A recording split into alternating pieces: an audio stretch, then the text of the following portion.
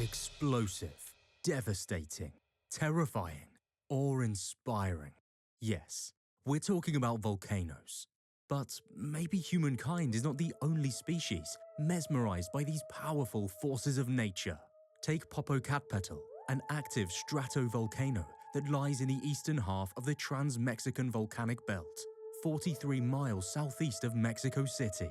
Nicknamed El Popo by locals, Popocatépetl most recently erupted at sunrise on January 9, 2020. But it's not only El Popo's spectacular eruptions that draw round-the-clock attention.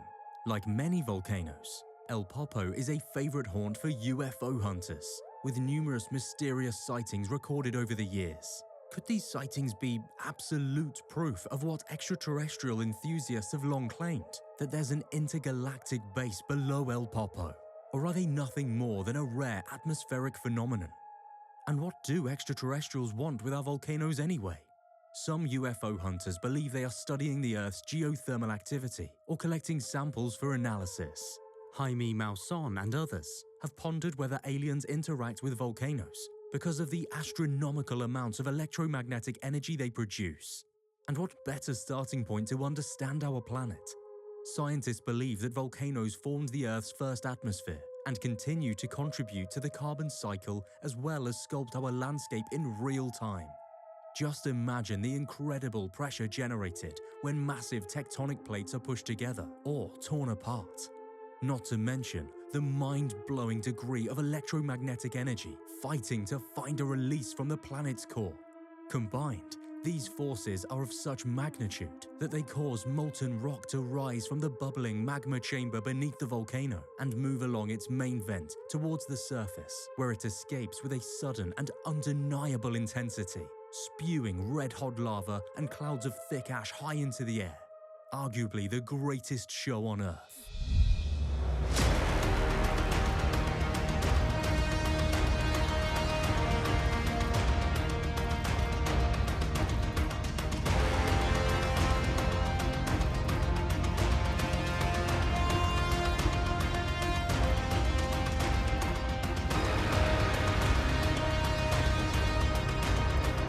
It's the most amazing related to the activity of UFO around the volcano. Is that we have a mounting evidence from scores of witnesses who had national security clearances about these craft.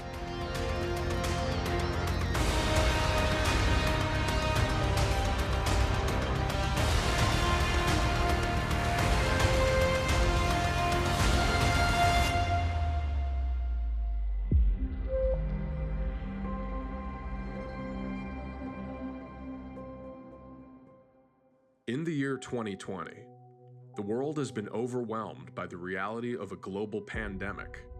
During this time, people will look to their community, their family, and the media for answers on what is happening to our world. On April 27, 2020, there was an official release to news media agencies from the United States Pentagon. The United States National Defense Department officially released proof of multiple declassified UFO videos captured from their state-of-the-art military aircraft. These UFO videos may prove that we are not alone in the universe. These UFO videos may be picked apart by skeptical arguments. We can sort of change the contrast range on our camera such that we can, my God, look at those strange flying entities in the sky. My God, look at that. Look at those strange, unidentified aerial phenomena. But to date, the world's largest military organization has released the best mainstream evidence that intelligently controlled flying aircraft that are not a part of the United States military have been seen on our planet. Sightings have been reported in mainstream news media throughout the past century, since the post-World War II UFO wave of the 1940s.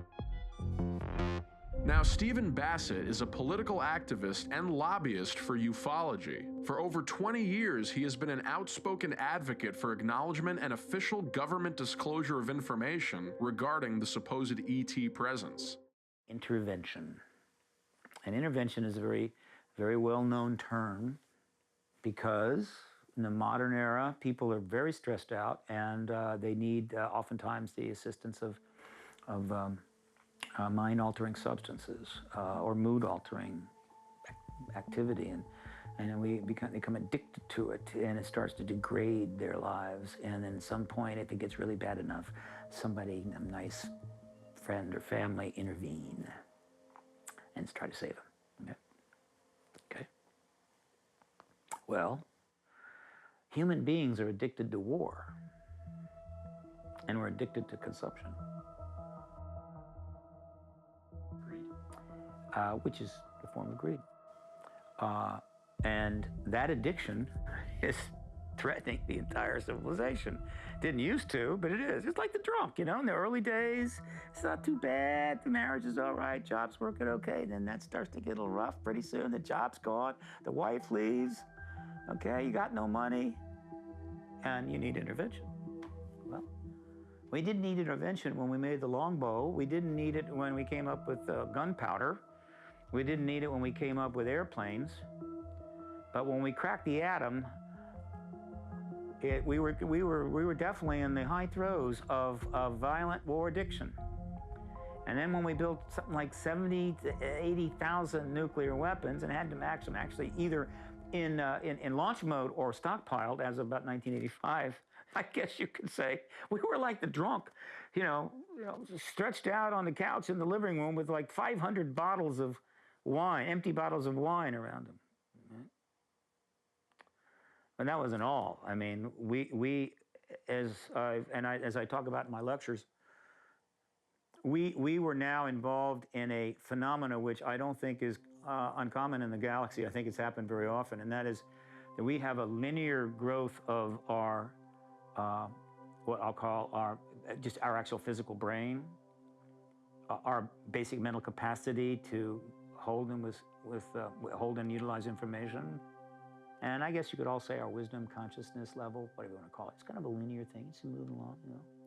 But then starting just after the turn of the 20th century, and then accelerating rapidly in 1945 and forward, above that is a exponential technology curve.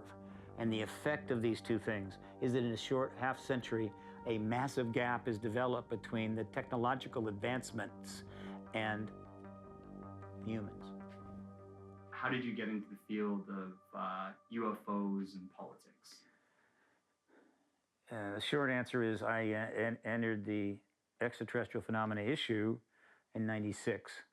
And it was a decision I made in late '95, and it was just a case of I'm just not interested in doing what I'm doing.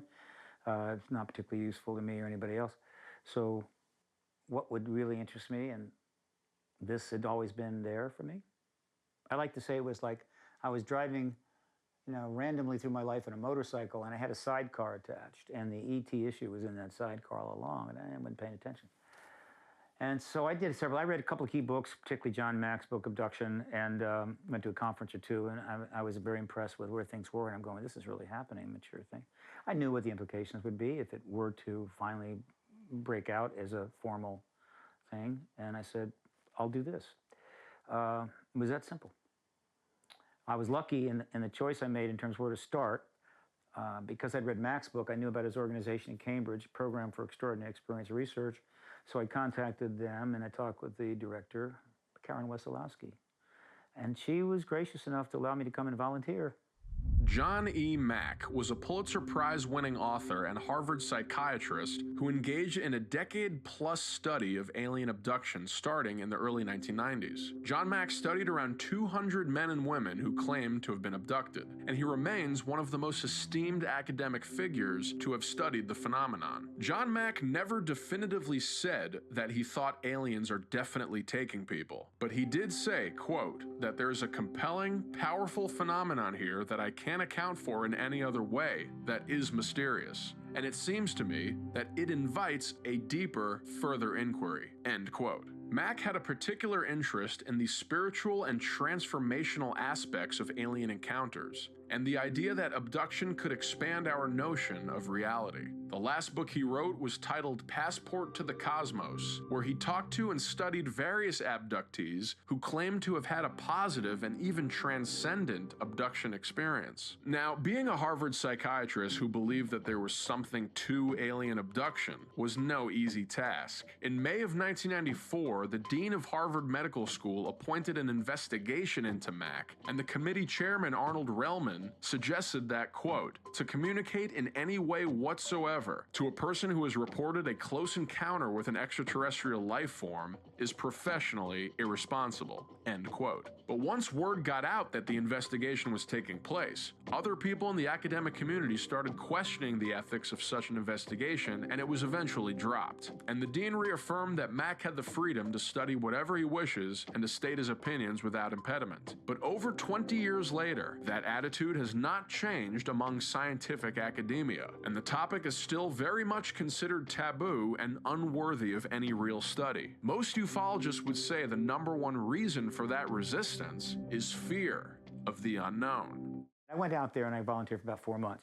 And I was kind of there just after Mac was assaulted by Phil Klass, who tried to bring him down. That's a long story, don't go into it here, but I was kind of there for that. That was interesting. That kind of boiled my activist blood a little bit.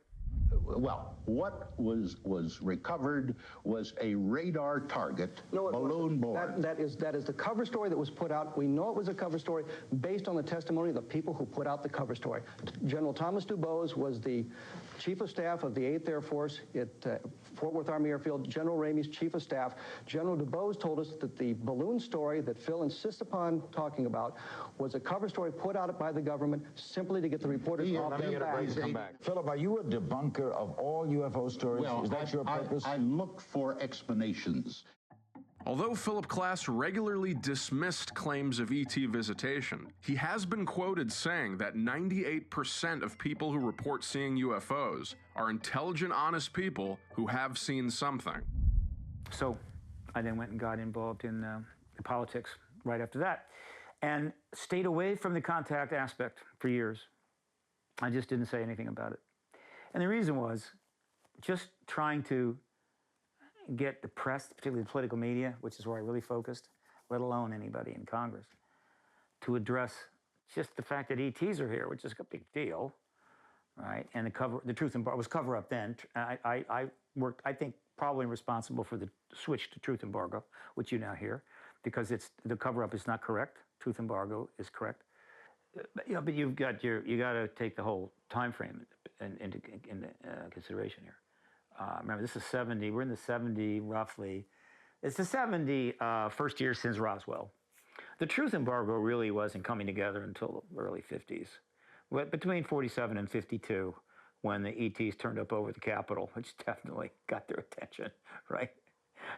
They were kind of going, we can finesse this. It's all right. Roswell has been buried. It's all good. And we'll work it out. And then the ETs turned over the Capitol. Oh, God, Christ. So they really had to get serious, and after that, they got serious. The official U.S. Air Force word on UFOs is that they are not a threat to our national security, and that has been the official word for over 60 years. I am here to discuss the so-called flying saucers. Since 1947, we have received and analyzed between 1,000 and 2,000 reports. The great bulk of them. We've been able to explain them as hoaxes, as erroneously identified friendly aircraft, or as light aberrations. However, there have been a certain percentage of this volume of reports that have been made by credible observers of relatively incredible things. It is this group of observations that we now are attempting to resolve.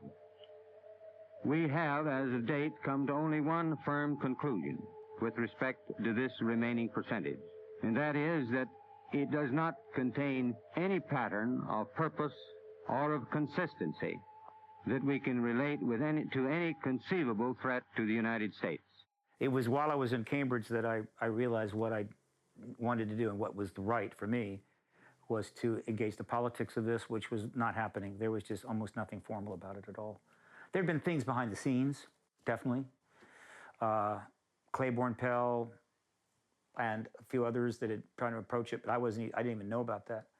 but not the formal engagement.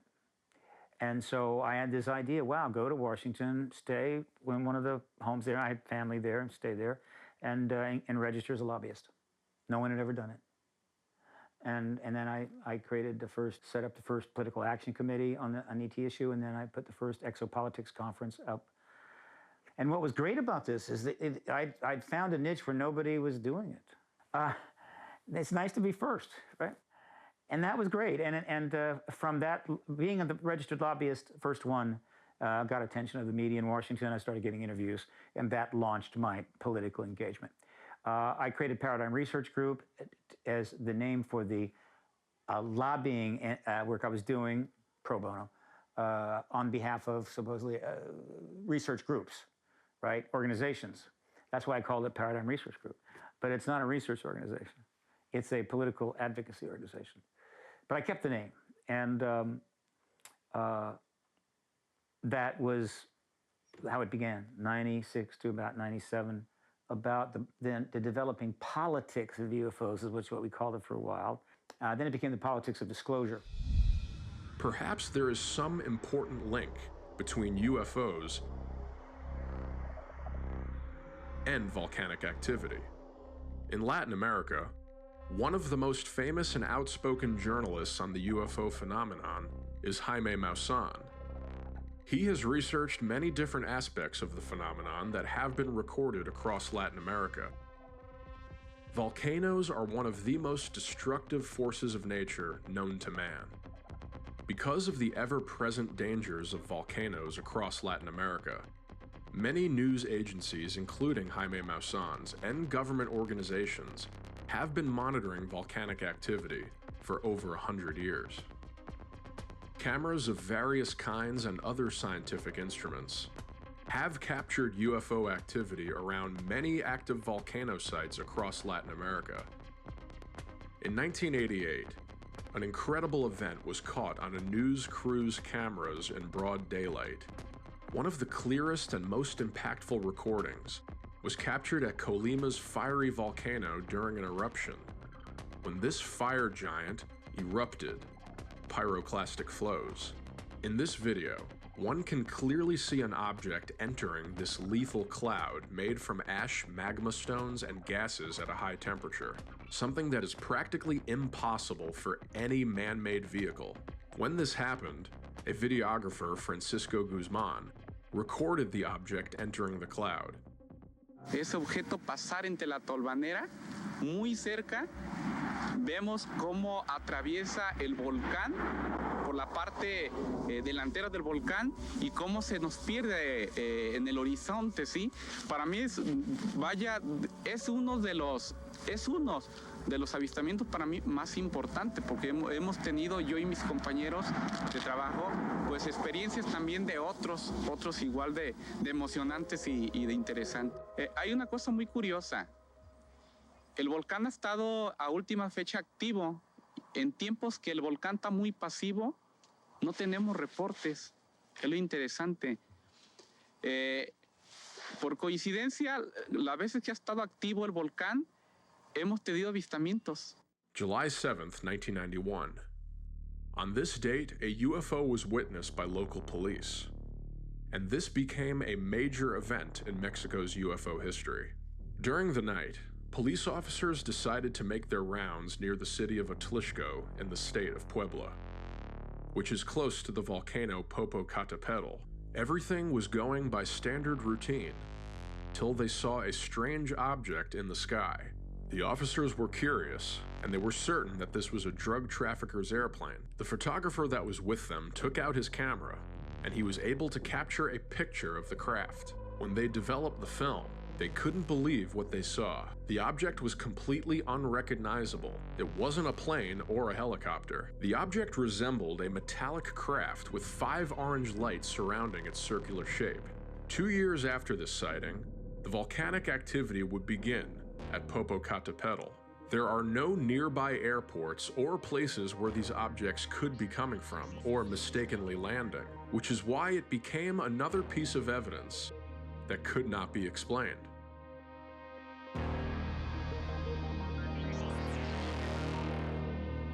December 20th to 21st of 1994. At this time in Mexico's history, citizens and the media were becoming more widely aware of the UFO presence across the country. It was also becoming very obvious that there was a relationship between the presence of so-called UFOs and the volcanic activity happening throughout Mexico. In 1996, Norway's Bergen University confirmed that inside the volcano Popocatépetl, actual electromagnetic storms occurred. At the time, certain phenomena was being registered that, unfortunately, were not presented by Bergen University in a program it recorded for Discovery Channel. This phenomenon, Jaime Maussan states, would prove that UFOs seemed to siphon electromagnetic energy away from the volcanoes, which seemed to reduce activity.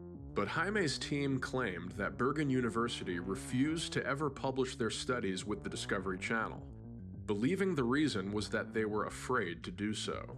At dawn of December 20th, 1994, Alfonso Reyes, a Mexican photojournalist who worked with a number of newspapers, went to the volcanic area with his camera. He took a sequence of photographs, each with an exposure time of 20 seconds. In one of these photos, which you see right now, you can see how an object approached the crater before turning upwards. It is, without a doubt, an extraordinary image. An unknown object that approaches the crater at the moment the volcano is erupting. It is truly extraordinary to capture this moment. Notimex consulted with experts before releasing the photograph to its subscribers. The image seemed to be real. It was published by Tercer Milenio. And now, Alfonso Reyes tells his story behind capturing this unique image for the newspaper called Notimex. La fotografía se tomó en el paraje que se conoce como Tlamacas, un poco antes de llegar al refugio alpino que está justamente al pie del volcán. Llegamos por el lado de Santiago Salicintla, subimos por el Paso de Cortés y llegamos a ese sitio alrededor de las 3:30 de la mañana, después de la segunda explosión. Colocamos en el suelo la cámara. Las primeras fotografías, como te repito, fueron de la explosión. Las trabajamos con 800 milímetros. Cuando ya hicimos las fotografías de la explosión, yo cambié el lente de 400 milímetros con teleconvertidor y coloqué un lente de 24 milímetros para hacer la fotografía del aspecto.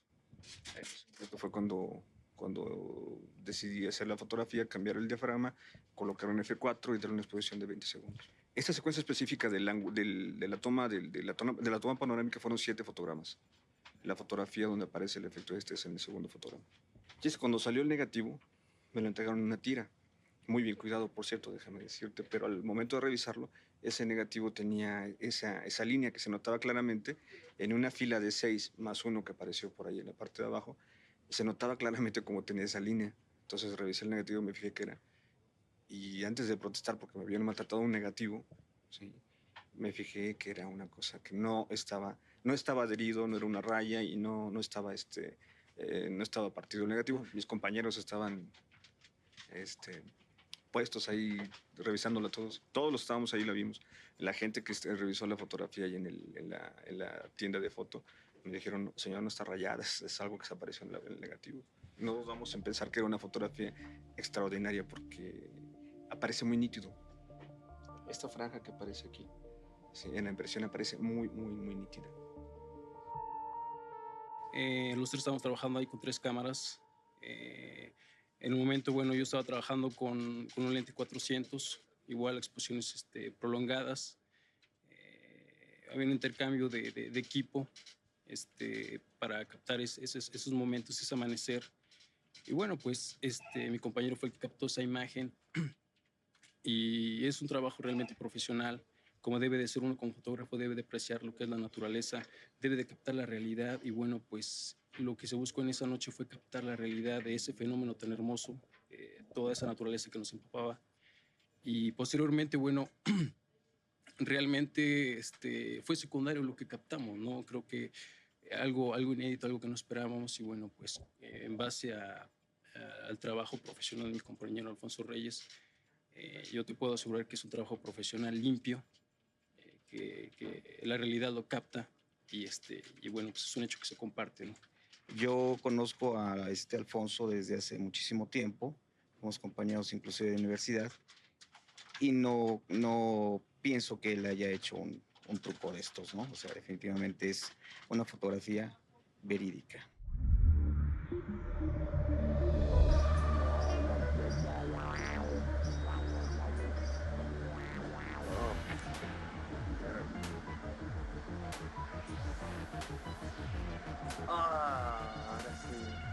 Builder! Mira! Wow. Holy shit. Holy.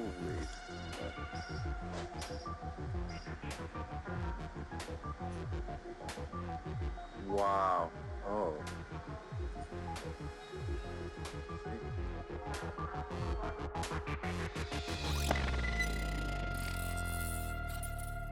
In 1992, a reporter from 60 Minutes that was a diver too went up to the volcano Popocatépetl, to the crater at almost 5,000 meters in altitude to do diving in a little lake that was in the crater in 92.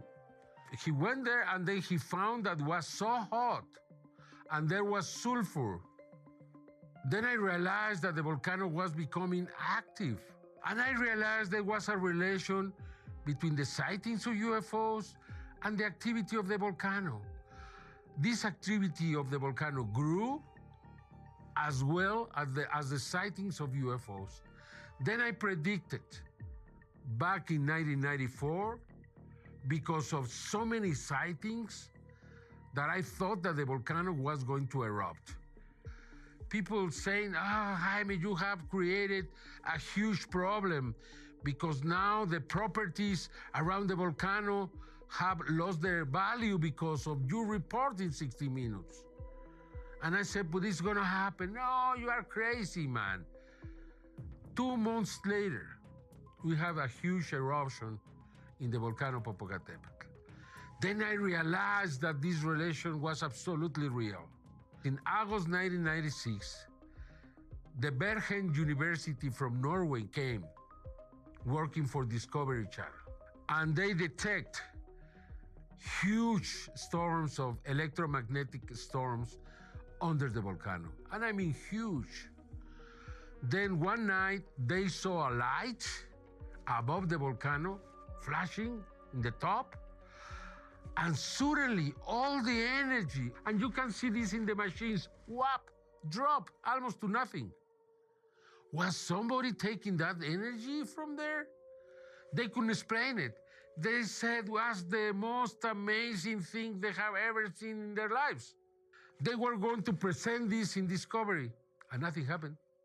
But I realized then, as they told me, that this was the most magnetic place in the world, because the chamber under this volcano is huge. It's under Mexico City. From then on, I realized that this was this relation. In 1999, the volcano almost erupted, or beginning of the eruption, and then you can see a sphere coming down and turning up at this last moment. If you see that, it's very clear that there was activity in the middle of that eruption of the volcano, UFO activity. And then 2 months later, for the first time, thanks to the camera of the scientists, the Centro Nacional de Prevención de Desastres, CENAPRED, we saw a large object going inside the crater of the volcano for the first time, but not for the last. We have seen many times going in and out UFOs from this crater. At the beginning, I thought it was fantasy. It was crazy because even before, at the beginning of the activation of this volcano, people said, oh, there are UFOs going inside the crater. And I said, that's crazy. It's impossible. How can they go inside an active volcano in the crater? And the crater is almost, there is no hole there. A little hole, but it's almost completely closed. Well, now I can tell you, I have the images where you can see these objects going in and out continuously. Then I know that there is a relation when the volcanoes are active. In 2003, with the Arenal volcano in Costa Rica, we got this video. the most amazing video of a UFO around the volcano. And the video is real, where you can see this UFO going around the volcano and doing many, many things in front of one camera, and the people commenting on that. This video is authentic. Nobody has proven that is not. And it's the most amazing related to the activity of UFO around the volcano. It is forbidden that the airplanes get close to the volcano. Since 1994, the airplanes have to go around the volcano, especially when it's active, because of the ash. Then we know that there are no airplanes close to the volcano. But also, if you look to the videos, you will realize that they are not airplanes. It's very clear. The airplanes don't go inside a crater. The airplanes don't go inside the volcano on the sides. Then anybody who investigates this is going to realize that there is something else going on around the volcano. I'm not saying extraterrestrial, but I don't know anything else that could do what I've seen these objects to do. Back in December of the year 2000, Alfonso Reyes, from a newspaper, from an agency, as a matter of fact, took this photograph where you can see an object getting close to the volcano and turning right at the last moment. The volcano was almost erupting. After that happened, after that picture, the energy reduced like nothing. In Mexico, the government had announced that the volcano was going to erupt. There was evacuation around the area. But after this picture, nothing happened. And then I thought that probably these UFOs are controlling the volcano, or probably they take the energy from the volcano and then the activity reduces in just a few minutes. It's something that I cannot explain, but the evidences prove that it's something extraordinary. El Centro Nacional de Prevención de Desastres, CENAPRED, had cameras around the volcano. Back in the February 14th, 2001, these cameras took a long object for the first time going inside the crater of the volcano. And from then on, not just the CENAPRED cameras, but also Webcams de Mexico, security cameras, and our cameras, because we have cameras, observing the volcano 24 hours a day, we have been able to obtain incredible evidences around this volcano. I don't know if all the volcanoes in the world have this activity, because there are no cameras like in this one. But this volcano is so close to so many millions of people that we have to take many measures to protect these people. And that's why we have all these cameras. Our cameras, the cameras of Tercer Milenio, are high definition, very modern cameras, and these cameras allow us to see the volcano very clearly every night. Over the years, the volcanic area where the Popocatépetl and the Iztaccíhuatl are located has been home to multiple sightings of unidentified flying objects.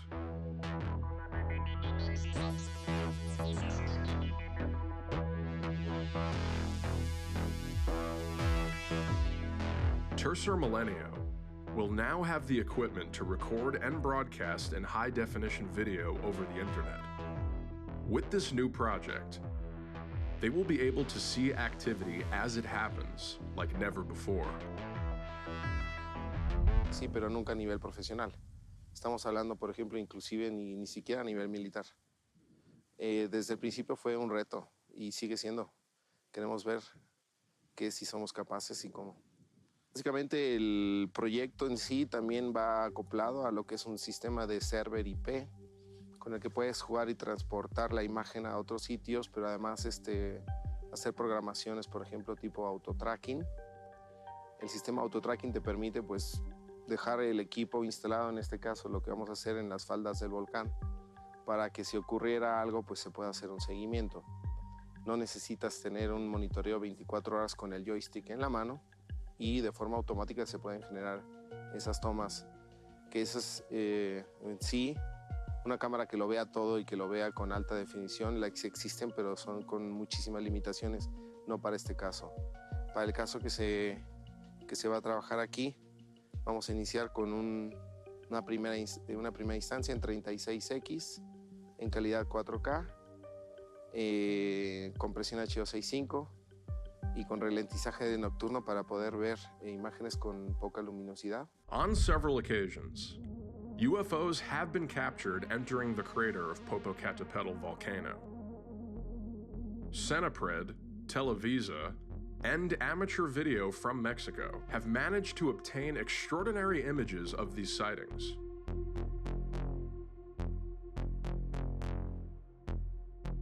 And now Tercer Milenio has that ability as well. The new technologies will give them the opportunity to record eruptive events in high definition, and at the same time, any object that appears in the area will be seen with total clarity.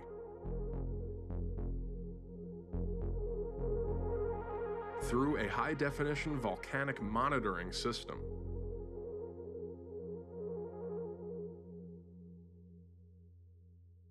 On October 25th, 2012, there was a huge UFO going inside the crater. This video was recorded by the Televisa cameras, and it was presented on the news. And they said, this happened, we don't know what it is. And then they tried to get explanations from the scientists, and they didn't know what to say. One astronomer said, oh, it's a galaxy falling. A galaxy falling inside the crater or what? You know, it was something so crazy. And on May 30th, 2013, we can see again a UFO. Now it seems like a disk going around the crater and suddenly going inside the crater. How can you explain that? Nobody has tried. The image is real. It was recorded by different cameras, you know, and it's an irrefutable evidence. These things go inside the volcano. Is there a base in the bottom? Are they doing studies, analysis, what it is? I don't know. You know as much as I do. I don't know. But the evidence is there. Can anybody explain this? Yeah, since 2016, we have our cameras, our high-definition cameras, special cameras for environment, because you have to understand that the climate there is very harsh. Huge storms, haze, snow, cold, ash, everything. They have to resist everything. And then we got a very good camera from Switzerland, and we put this camera there, and we have been able to see things that are just unbelievable. Like this object, black object that comes on the side, it comes very fast, stops, and then goes down and goes inside the mountain. Not the crater, but it disappeared on the side of the mountain. I mean, this is an irrefutable evidence, because it was recorded with our camera. The image is original. Nobody has done anything to that image. Then I think it proves that these intelligences, or wherever they are here, because there is no explanation for this video. There is no other explanation to this video.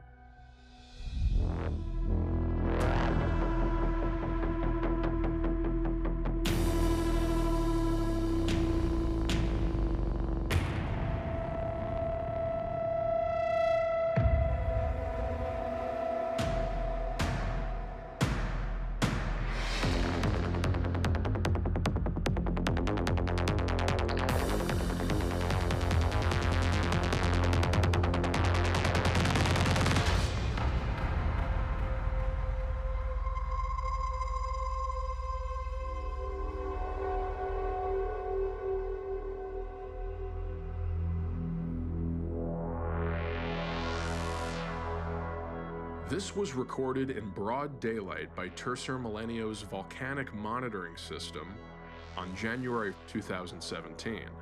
This is one of the clearest examples of the presence of unidentified flying objects. But the most extraordinary thing is how it disappears as it approaches the cone of the volcano. The report was made by the volcano watchman, Aldo Arambula. Pay attention to what happens here. The object approaches the volcano. After stopping in the sky, it descends directly to the volcano's base, where it disappears. This is in slow motion. So where did it go? It seems to have simply disappeared. This video confirms the existence of these objects in volcanic zones. Some people believe that they could be using the natural energies of these sites to move around this planet or the universe. After we set our cameras, we presented the signal live, and it's open to anybody in the world. People who started watching the volcano 24 hours a day reported anytime that there was something strange in the volcano. And that way, with my team, my people, I was able to get very factual reports of what happened in the volcano. We had the images, but it is very difficult to watch anything 24 hours a day.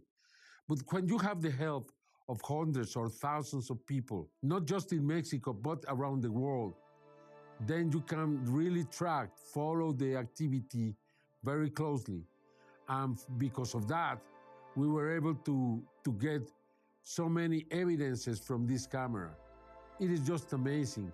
Any investigator who wants to come from anywhere in the world and want to see these images is going to realize how important is this. And there is something very, very interesting. In the last year, the sightings reduced completely. And I don't know why. The volcano has been active and non-active continuously.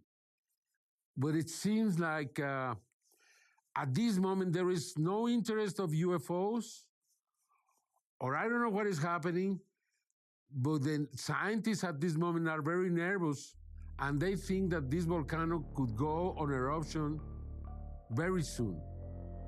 And this is a very, very, very dangerous volcano, and I mean very, because it can release so much ash that could inundate Mexico City and other cities, big cities like Puebla, Cuernavaca, Cuautla. I'm talking about millions of people cities with ash, and could be a disaster for Mexico. The year is 2012, and in this video, we see an unidentified flying object slowly approaching the volcano's crater until it seems to go inside. These images come from Mexico's National Disaster Prevention Center. The image is extraordinarily clear. A large cylindrical object that approaches the volcano. Later this year, on October 25th of 2012, a large object was captured by one of Televisa's cameras, a national news agency of Mexico. The object clearly enters the volcano's crater. Scientists, astronomers, and volcanologists were unable to provide an explanation for this.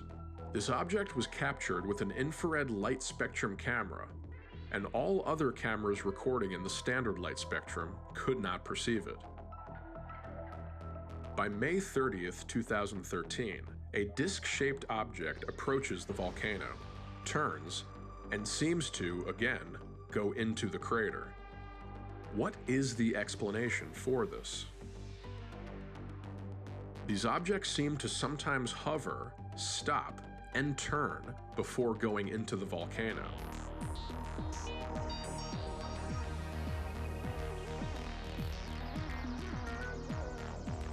This couldn't be explained away as an asteroid, a missile, or some conventional aircraft landing in or around the volcano. Again, There are no nearby airports or places where these objects can land near the volcano. This is restricted airspace. Some months later, on June 13th, 2013, another object was recorded by an anonymous source. Another cylindrical object approaches the volcano's crater. At this moment, it was evident that something was happening inside the crater.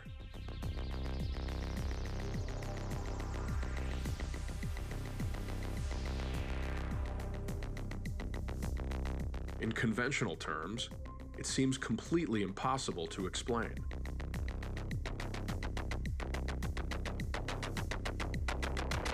More recently, a Tercer Milenio camera was placed in this area, and they started to capture images such as this one, captured on August 12th, 2016. Again, we can see an object, smaller than its predecessors, carrying out a slow maneuver as it approaches the crater before going inside when there is obviously volcanic activity going on. No helicopter nor plane or drone could survive the heat of an active volcano.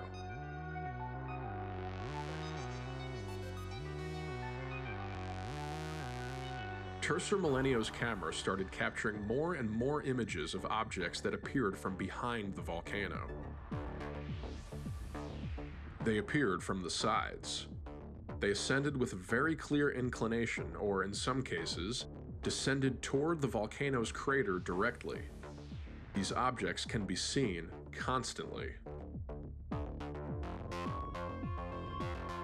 It is impossible that these could be missiles sent from Mexico, asteroids from space, or conventional aircraft.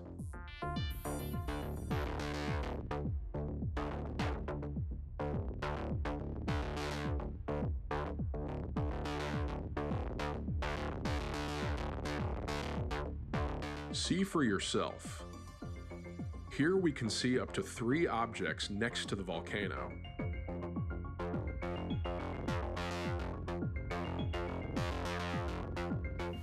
More than there are normally, ascending or descending.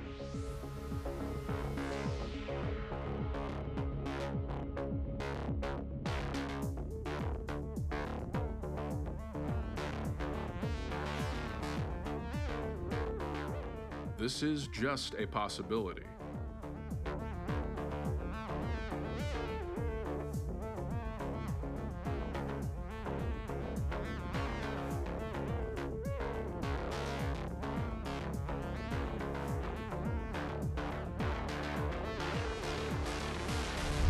Have they abandoned us? Are they not interested in the volcano anymore? Is there a reason why the activity of the volcano has increased lately and the UFOs are not here? Are they coming back? I cannot answer any of these questions, but this is what is happening right now that we are talking. On March 20th, 2019, again, UFOs are present. Notice the quality of the image and how we can see one of these objects go inside the volcano. Notice the inclination and the downward movement. This is not how airplanes descend, not helicopters or drones either.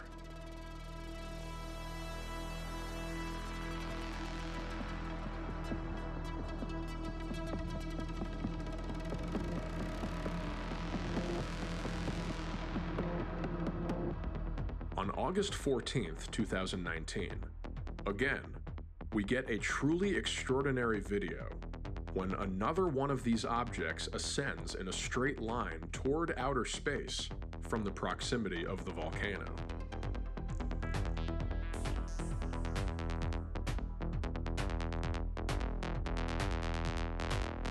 The object exits the crater, and it can clearly be seen as it exits the active volcano.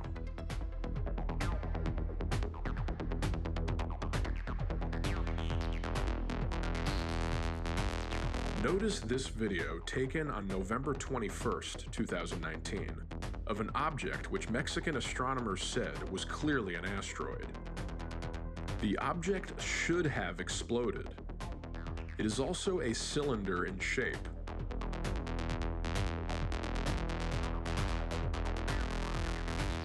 Like past objects seen going into the volcanoes around Latin America, the object should have exploded.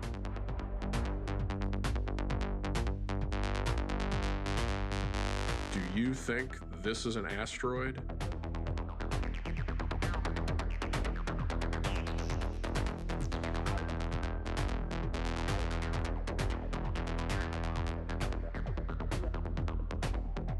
Do you think this is an asteroid?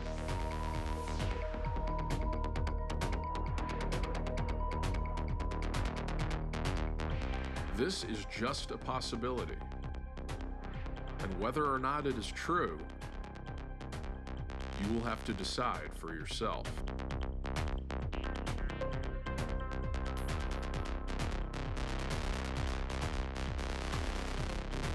On January 10th, 2020, we can once again see an object that some might call a meteorite. However, the object doesn't fall. It follows a horizontal descent towards the volcano, unlike what would be expected from a meteorite. Starting on January 12th, there would now be a different observable phenomenon. Later on that night, this video was captured, but we cannot see this object in the normal light spectrum. You can see the hour, the minutes, and the seconds in both images. And you can see the object in the infrared light spectrum camera. However, while we can see it on the infrared camera, in the normal spectrum camera, it is not visible.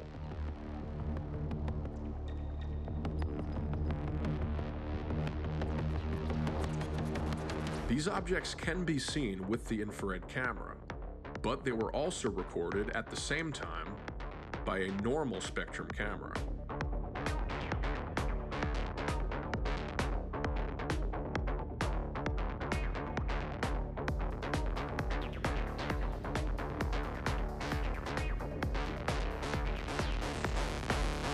And probably the most powerful messaging that has emerged from this phenomena, which I constantly push and have since 2001 and will continue. And it's probably the most clear example of how the truth embargo is effective, because there is no way in hell that logically every academic in the country, a relevant academic or a political media or national security reporter would not be all over this, and they are not, is that we have a mounting evidence from scores of witnesses who had national security clearances as working on strategic missile bases, which is, you know, a little harder job to get than, I don't know, greeter at Walmart, about these craft coming down over their facility and turning the missiles off. Often. And we have evidence for that. It was written up. There would be accounts of this sort of happened, and it'd be in the local paper, and then you don't hear anything. And no response from the government. And so Robert Hastings, of course, is the one that really broke this wide open with his book, landmark book, UFOs and Nukes, and some of the key witnesses like Robert Salas. And now we know that it happened a lot. Now this has been put in front of the nose of the media and the Congress repeatedly. They will not touch it. That's all you need to know about a truth. What exactly about that particular account, those accounts, it doesn't say national security. What is it about that you don't think is really a news story? Embargo. Period, right? Okay. Why are they doing that?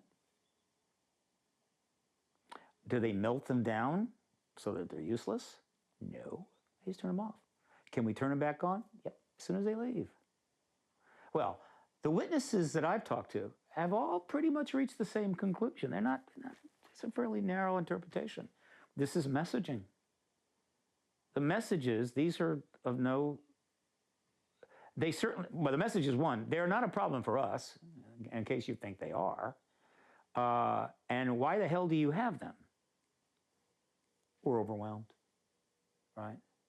we're facing so many technological threats now to our existence. Our chemicals polluting every river and the oceans, even radiating the oceans now. You know, a radioactive Pacific, who knew? Biotechnology, genetics that could be used for untold awful things or great things. Of course, nuclear weapons. The Air Force has even been looking into antimatter weapons. Trust me, that could make a big bomb. AI, robotics, all of this, it's gone. We're still down here. It's awful. So what? All right, intervention. Okay, so in my model of this, one of the fundamental things going on and the reasons for their presence here is intervention. And then the question is why? Well, the only explanation I can give for that is they actually care what happens to us. Why do you intervene with your Uncle John, right? Because, you know, you care for him and his family and his kids and his wife and everything else, and you just know it's all going to be destroyed because, you know, he's gotten a little too deep into the Oxycontin, you know what I mean? So you intervene.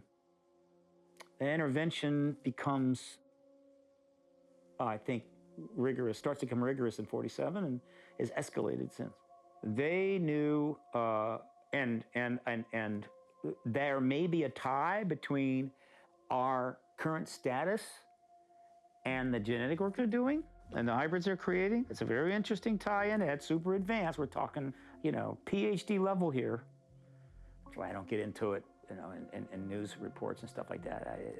But for people that know what the hell's going on to some degree, there may be an overlap here, but at minimum, it's an intervention. Because they care, okay. Meaning somehow or another, this intervention is going to help close that gap between the exponential technology growth, not only simply in quantity but quality, right? And our current status, mentally, physically, and emotionally, as human beings, can close that gap. Great, but it ain't gonna happen by just flying around and putting crop circles down. It's gonna require open contact. Now that's the real open contact, okay? It's one thing when an ET shows up in your bedroom at 2 in the morning. It's another thing when he shows up, or she shows up on CNN having a chat with Wolf Blitzer. Maybe not in the same place, maybe on Skype, because, you know, there's some issues there in terms of that happening, but that's a whole different matter. Now that's open contact. That is where I think this is going. And somehow the open contact creates possibilities for interaction between us and their civilizations. And those interactions will serve to assist us in closing that gap between where we are as humans and the technology waves that are coming at us. We have presented overwhelming evidence that volcanoes from across Latin America seem to be hotspots of UFO activity. Perhaps there is some important link between UFOs and volcanic activity, but only with time will we find out more of the truth behind their presence and their importance to one of the most destructive natural phenomena known to man.